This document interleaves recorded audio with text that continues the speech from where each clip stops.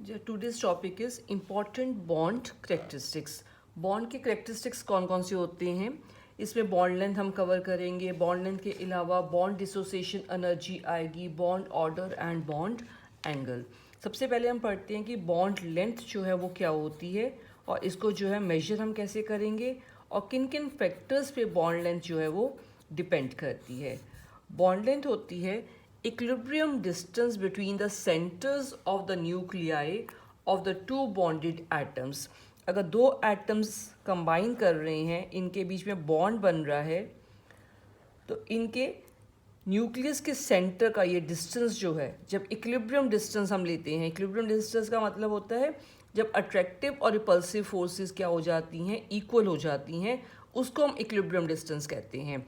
तो ये जो दो न्यूक्लियस है, इनके बीच का ये जो डिस्टेंस है, इसको हम क्या कहते हैं, बॉन्ड लेंथ कहते हैं। द इक्विलिब्रियम डिस्टेंस, क्योंकि जब दो एटम्स अप्रोच करते हैं तो उनके बीच में अट्रैक्टिव फोर्सेस इंक्रीज करती हैं। तो इक्विलिब्रियम डिस्टेंस जब होता है तो इसमें फोर्स ऑफ अट्रैक्शन जो होती है, इसको हम इक्वल टू क्या लेते हैं, फोर्स ऑफ रिपल्शन के। The equilibrium distance between the centers of the nuclei of the two bonded atoms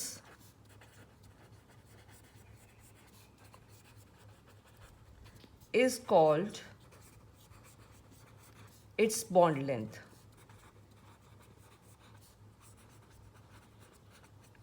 और इसको एक्सप्रेस किस में किया जाता है, ऑंगस्ट्रॉन में। It is expressed in angstrom. और ऑंगस्ट्रॉन हमें पता है कि 1 angstrom is equal to 10⁻⁻10 metre होता है। इसके अलावा इसको एक्सप्रेस करने के लिए हम पीकोमीटर भी यूज़ कर सकते हैं। पीकोमीटर में 1 picometre is equal to 10⁻⁻12 metre हम लेते हैं। और इसको डिटर्मिन कैसे किया जाता है, बाय एक्सरे मेथड से। एक्सरे डिफ्रैक्शन मेथड हम यूज़ कर सकते हैं। It is determined experimentally by X ray diffraction method. इसके अलावा इलेक्ट्रॉन डिफ्रैक्शन मेथड भी होता है एक, और इलेक्ट्रॉन डिफ्रैक्शन मेथड और स्पेक्ट्रोस्कोपिक मेथड। इनकी हेल्प से एक्सपेरिमेंटली जो है हम बॉन्ड लेंथ को डिटर्मिन कर सकते हैं। और अगर हम आयनिक कंपाउंड लेते हैं, आयनिक कंपाउंड में बॉन्ड लेंथ जो होती है वो इक्वल टू होती है आयनिक रेडियाई का सम होता है। बॉन्ड लेंथ, बिकॉज आयंस होते हैं आयनिक कंपाउंड में, is equal to sum of their ionic radii. Ionic compound में एक कटाइन होएगा और एक अनाइन होएगा, तो इस केस में जो है bond length is equal to ionic radii cation और आयनिक रेडियाई ऑफ अनाइन के सम के इक्वल होती है बॉन्ड लेंथ। अब नेक्स्ट इसके बाद हमारे पास आता है कि अगर हम कोवलेंट कंपाउंड ले लेते हैं, तो कोवलेंट कंपाउंड में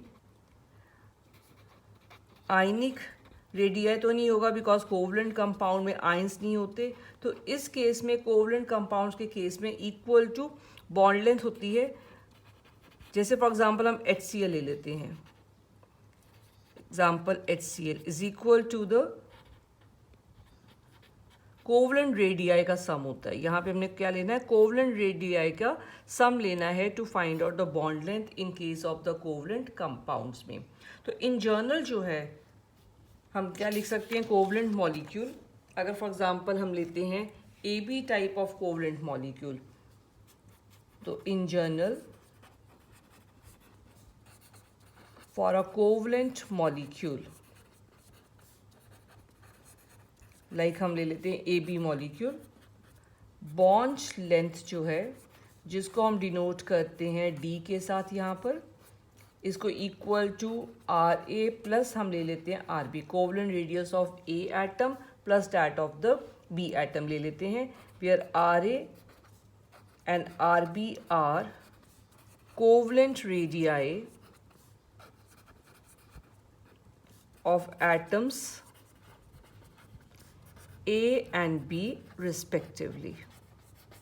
और हमने ये पढ़ा हुआ है कि अगर हम होमोन्यूक्लियर डायटॉमिक मॉलिक्यूल लेते हैं, थर्ड चैप्टर में हमने पढ़ा था ये वाला क्लासिफिकेशन ऑफ एलिमेंट्स चैप्टर में, कि अगर हमने होमोन्यूक्लियर डायटॉमिक मॉलिक्यूल लिया, दो एटम्स हैं इस मॉलिक्यूल में और दोनों एटम होमोन्यूक्लियर मतलब सेम एलिमेंट के अगर हैं, तो जो कोवलेंट रेडियस होता है ये इक्वल टू किसके होता है? अगर हमने कोवलेंट रेडियस, ये रेडियस अगर हमने कैलकुलेट करना है, is equal to half of the bond length, is equal to half of the bond length, जिसको हमने इंटरन्यूक्लियर डिस्टेंस बोला था. तो bond length is also called internuclear distance. Example, अगर हमें HCl में या Cl2, या हमने सेम मॉलिक्यूल सेम एलिमेंट्स जो लेने हैं इस मॉलिक्यूल में, होमोन्यूक्लियर मॉलिक्यूल लेना, तो क्लोरीन की एग्जांपल ले लेते हैं. तो इसमें जो है radius of Cl atom is equal to bond length of the chlorine divided by हमने क्या लेना है? 2 लेना है, बिकॉज सेम ही एलिमेंट्स यहाँ पे होते हैं. तो इसका हाफ करके इंटरन्यूक्लियर डिस्टेंस का हमारे पास क्या आ जाता है? यहाँ पे कोवलेंट रेडियस आ जाता है यहाँ पे. अब किन किन फैक्टर्स पे जो है ये डिपेंड करता है बॉन्ड लेंथ. अब पहले हमने पढ़ लिया बॉन्ड लेंथ होती क्या है, बॉन्ड लेंथ को किस में हमने मेजर करना है, एक्सपेरिमेंटली कैसे ये डिटर्मिन होती है, कोवलेंट बॉन्ड लेंथ कैसे निकालनी है, और कोवलेंट एंड आयनिक मॉलिक्यूल्स में हमने पढ़ा कि किस तरीके से हम कैलकुलेट करेंगे बॉन्ड लेंथ को. अब हम आते हैं फैक्टर्स अफेक्टिंग बॉन्ड लेंथ. सबसे पहला फैक्टर हम लेते हैं साइज ऑफ द एटम. जितना साइज बड़ा होएगा एटम का, उतनी बॉन्ड लेंथ क्या होएगी? ज़्यादा होएगी. The bond length increases with increase in the size of the atoms. Example, HI की बॉन्ड लेंथ HBr से ज़्यादा है, HBr की ज़्यादा होती है HCl से, HCl की ज़्यादा होती है देन HF से. सेकेंड हमारे पास आता है multiplicity of bond. Multiplicity mean single bond to double to triple bond. जब हम मूव करते हैं तो मल्टीपल बॉन्ड्स जो होते हैं उनकी बॉन्ड लेंथ जो होती है वो कम होती है. तो जैसे जैसे मल्टीप्लाइसिटी इंक्रीज करेगी, बॉन्ड लेंथ क्या करेगी? डिक्रीज करेगी. बॉन्ड लेंथ डिक्रीज करती है with the multiplicity of the bond. For example, अगर हम कार्बन ट्रिपल बॉन्ड कार्बन लेते हैं तो इसकी बॉन्ड लेंथ कम होती है then carbon double bond carbon, और इसकी कम होती है then carbon single bond carbon से. थर्ड फैक्टर हमारे पास आता है टाइप ऑफ हाइब्रिडाइजेशन. अभी हाइब्रिडाइजेशन कॉन्सेप्ट अभी तक हमने पढ़ा नहीं है. थर्ड चैप्टर में भी हमने पढ़ा था हाइब्रिडाइजेशन. अब इस चैप्टर में हमारा जो लास्ट टॉपिक है वो हमारा हाइब्रिडाइजेशन ही है. उस पर हम डिस्कस करेंगे कि एक्चुअल में हाइब्रिडाइजेशन क्या होती है. फिलहाल यहाँ पे हम ये लिख लेते हैं कि जैसे जैसे एस करेक्टर इंक्रीज करता है, एज एस ऑर्बिटल जो होते हैं उनका साइज स्मॉल होता है. S orbital is smaller in size. तो ग्रेटर द एस करेक्टर, जितना एस करेक्टर ज़्यादा होएगा उतना बॉन्ड जो है वो हमारा स्मॉल हो जाएगा, बिकॉज उतना जो साइज है इस ऑर्बिटल का वो क्या हो जाता है? हाइब्रिड ऑर्बिटल का वो शॉर्ट हो जाता है, छोटा हो जाता है, and hence shorter is the bond length. Shorter is the bond length. तो जितना हाइब्रिडाइजेशन में S करेक्टर बढ़ेगा उतनी बॉन्ड लेंथ क्या होती जाएगी? कम होती जाएगी. फॉर एग्जाम्पल, अगर हम sp3 कार्बन और हाइड्रोजन लेते हैं, यहाँ पे कार्बन sp3 है हमारी, इसकी बॉन्ड लेंथ sp2 वाले कार्बन से ज़्यादा होएगी, sp2 वाले की sp कार्बन से क्या होएगी? ज़्यादा होएगी। इसका रीज़न ये है कि एस करेक्टर जो यहाँ पर है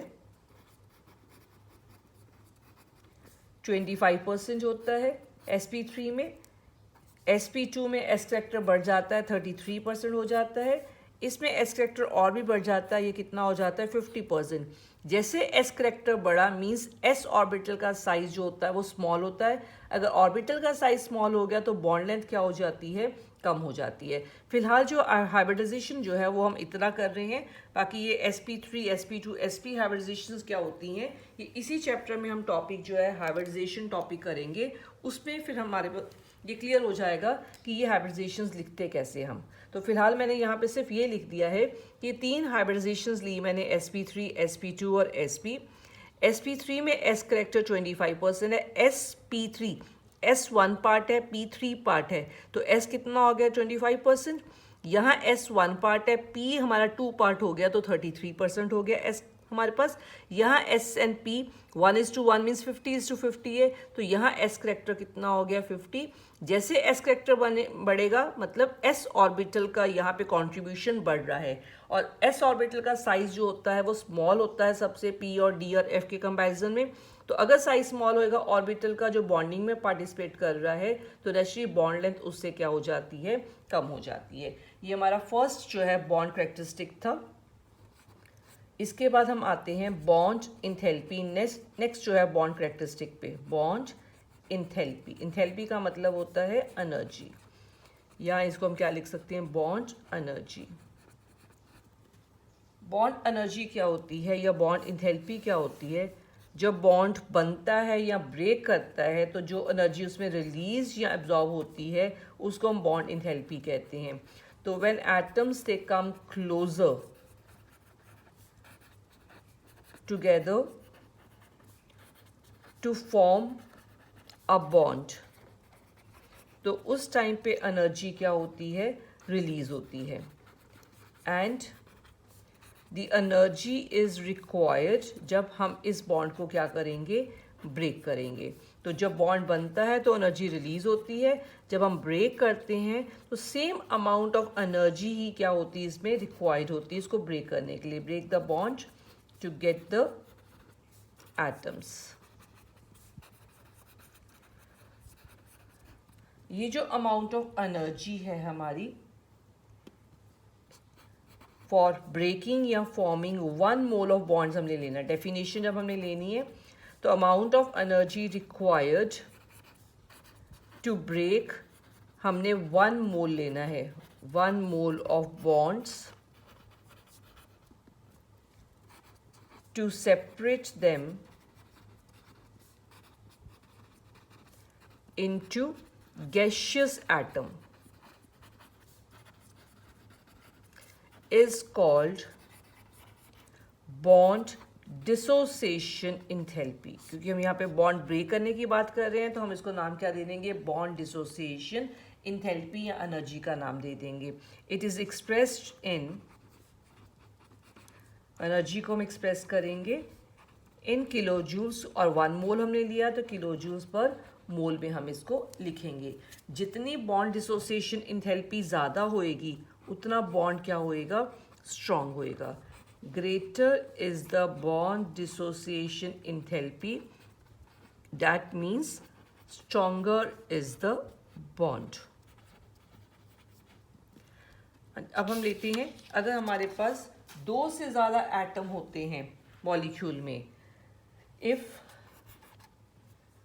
we have molecules like H2O CH4, मतलब पॉली एटॉमिक मॉलिक्यूल्स। तो H2O में तो 2 OH बॉन्ड है, CH4 में तो CH, ये 4 बॉन्ड्स होते हैं। अब सबकी एनर्जी जो है वो डिफरेंट होती है। Do not have same bond enthalpy for all the bonds. Example ले लेते हैं वाटर की, इसको समझने के लिए। एग्जाम्पल, इन H2O जो पहला OH बॉन्ड है, फर्स्ट OH बॉन्ड जब ये ब्रेक करेगा या फॉर्म करता है तो बॉन्ड इंथैल्पी जो होती है उसके लिए इतनी एनर्जी 502 किलो जूल्स पर मोल आएगी। और अगर हम सेकेंड बॉन्ड की बात करेंगे, सेकेंड बॉन्ड इंथैल्पी, तो ये 427 किलो जूल्स पर मोल होती है। लेकिन हम हर बॉन्ड की यहाँ पे अलग अलग वैल्यू नहीं लर्न करते हैं, तो इसके लिए हम क्या करते हैं, एवरेज वैल्यू निकाल लेते हैं। तो जब हम ये वैल्यूज़ लर्न करते हैं बॉन्ड इंथैल्पी की, तो हम इसमें एवरेज वैल्यू लर्न करेंगे। OH बॉन्ड की एवरेज वैल्यू आ जाएगी। दोनों वैल्यूज़ को ऐड करके डिवाइडेड बाय हमने 2 किया, तो एक्चुअल में ये बॉन्ड डिसोसिएशन इंथैल्पी या बॉन्ड एनर्जी जो है इन केस ऑफ वाटर वो कितनी हमने लिखनी है, 464.5 किलो जूल्स पर मोल। तो एवरेज वैल्यूज़ को हम लेते हैं अगर एक से ज़्यादा सेम बॉन्ड्स होते हैं मॉलिक्यूल में। किन किन फैक्टर्स पे बॉन्ड इंथैल्पी जो है वो डिपेंड करती है? Factors affecting bond enthalpy. अभी हमने पहले पढ़ा कि बॉन्ड इंथैल्पी होती क्या है और इसको जो है मेजर हम किस यूनिट में करते हैं, और अगर पॉलीटॉमिक मॉलिक्यूल है तो एवरेज बॉन्ड इंथैल्पी को हमने यूज़ करना है। किन किन फैक्टर्स पे बॉन्ड इंथैल्पी डिपेंड करती है? Size of the atom. अगर साइज बड़ा एटम का तो बॉन्ड लेंथ क्या हो जाएगी, ज़्यादा। बॉन्ड लेंथ अगर ज़्यादा तो उसको ब्रेक करना क्या होता है, ईजी। तो बॉन्ड इंथैल्पी क्या हो जाएगी उस केस में, कम हो जाएगी। तो ग्रेटर इज द साइज या bigger is the size of the atoms. अगर साइज एटम्स का बड़ा हो जाता है तो बॉन्ड लेंथ क्या हो जाती है, ज़्यादा हो जाती है। Greater is the bond length. अगर बॉन्ड लेंथ बड़ी हो जाएगी तो लेस अमाउंट ऑफ एनर्जी जो है चाहिए इस बॉन्ड को ब्रेक करने के लिए, तो less is a bond dissociation enthalpy. Second factor इसमें आता है मल्टीप्लाइसिटी ऑफ बॉन्ड। अगर बॉन्ड मल्टीप्लाई करता जाएगा, सिंगल से डबल से ट्रिपल होता जाएगा, तो बॉन्ड की स्ट्रेंथ जो है वो बढ़ती जाती है।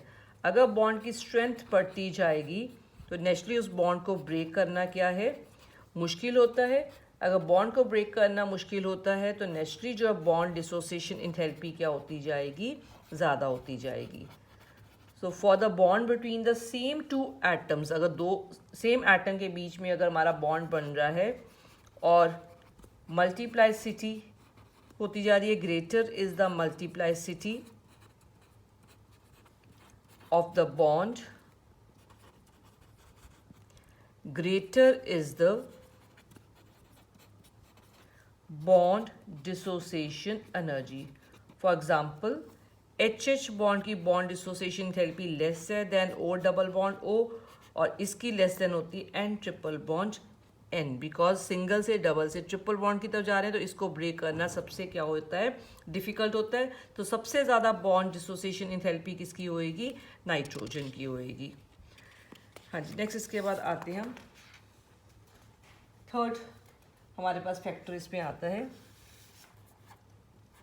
Number of lone pair of electrons present. अगर लोन पेयर ज़्यादा होंगे तो रिपल्शन क्या होएगी, ज़्यादा। रिपल्शन ज़्यादा होएगी तो मॉलिक्यूल अनस्टेबल हो गया, तो बॉन्ड्स को ब्रेक करना क्या हो जाता है, ईजी हो जाता है। तो अगर बॉन्ड्स ब्रेक करने ईजी हैं तो नेचुरली बॉन्ड डिसोसिएशन इंथैल्पी क्या हो जाती है, कम हो जाती है। तो greater the number of lone pairs of electrons present on the bonded atom, तो ग्रेटर क्या हो जाती हैं, repulsions. Greater is the repulsion between the atoms and hence less is the bond dissociation enthalpy. For example, अगर हम यहाँ पे लेते हैं lone pair between nitrogen, oxygen and fluorine की हमने लिए यहाँ पे। नाइट्रोजन में हमारे पास 1 लोन पेयर है, oxygen has 2 lone pair of electrons, और फ्लोरीन में क्या है, 3 लोन पेयर ऑफ इलेक्ट्रॉन्स है। तो इस केस में लोन पेयर्स क्या है, सबसे ज़्यादा है, तो नेचुरली इस बॉन्ड को ब्रेक करना क्या होता है, सबसे ईजी होता है। तो बॉन्ड इंथैल्पी की अगर हम बात करें, इन केस ऑफ किलोजूल्स पर मोल में, इन केस ऑफ नाइट्रोजन 163 वैल्यू है, यहाँ 146 होगी और यहाँ और भी कम होगी 139। तो जैसे जैसे लोन पेयर्स बढ़ते जाएंगे रिपल्शन बढ़ती जाएगी और बॉन्ड को ब्रेक करना क्या होता जाएगा, ईजी होता जाएगा। ये हो गया हमारा सेकेंड फैक्टर, बॉन्ड इंथैल्पी। अब इसके बाद हम आते हैं थर्ड, हमारा जो है बॉन्ड पैरामीटर जो है वो है बॉन्ड एंगल। बॉन्ड एंगल होता है angle between the bond pairs in a molecule. The angle between the bond pairs is called the bond angle। और बॉन्ड एंगल को एक्सप्रेस हम किस में करते हैं, डिग्रीज, मिनट्स एंड सेकेंड्स में। It is expressed in degrees, minutes and seconds में। Example हम ले लेते हैं यहाँ पर मीथेन की एंड अमोनिया की एग्जाम्पल। मीथेन में 4 बॉन्ड पेयर्स हैं और अमोनिया में 3 बॉन्ड पेयर्स हैं और ये लोन पेयर है। और जो हम बॉन्ड एंगल लेते हैं वो हमेशा हम किसके बीच में लेते हैं, बॉन्ड पेयर्स के बीच में। तो ये angle in case of CH4 ये एंगल जो है हमारा 109 डिग्री 28 मिनट्स होता है। And case of the ammonia ये जो बॉन्ड एंगल है ये 107 डिग्री होता है। बॉन्ड एंगल के बाद हम नेक्स्ट जो है करेक्टरिस्टिक पे आते हैं। ये हमारा फोर्थ करेक्टरिस्टिक, इसको हम कहते हैं बॉन्ड ऑर्डर।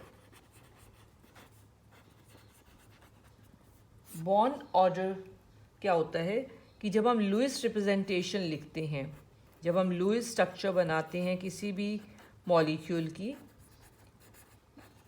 या आयन की, रिप्रेजेंटेशन ऑफ अ मॉलिक्यूल और आयन, तो नंबर ऑफ बॉन्ड्स जो हैं प्रेजेंट जो होते हैं बिटवीन 2 एटम्स,